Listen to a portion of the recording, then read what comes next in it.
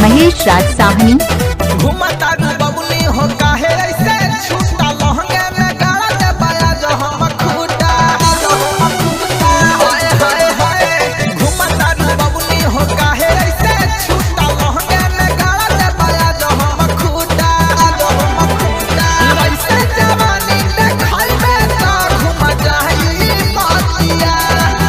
अरे ऐसे जवानी देखल में तो घुम जाई मातिया वही के फेरा में रोहे सन सहनी नदिया खाली वही के फेरा में रोहे सन सहनी नदिया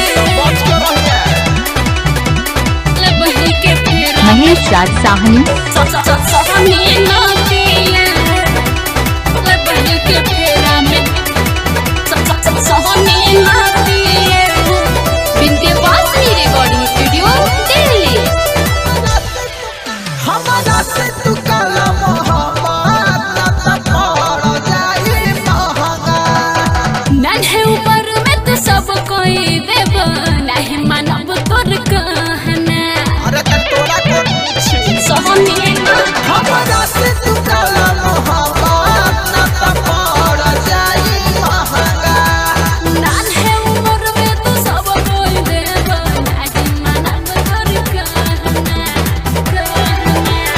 प्यार से ना बात मना लेता होय देख ले लठिया खाली ले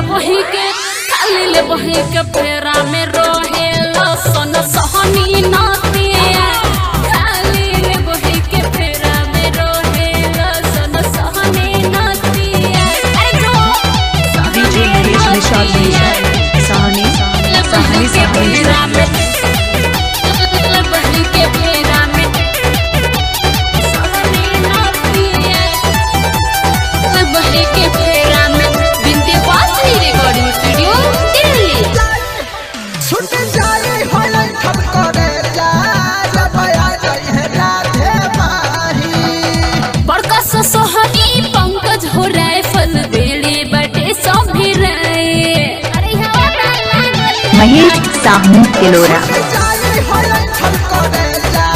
जब आ जाई है राधे माही आशिक धर्मेंद्र पंकज राइफल बेड़े बारे भी रहे सहनी सारा जवानी झड़ जाई तो हरिया झुक रहतिया खाली ले वही के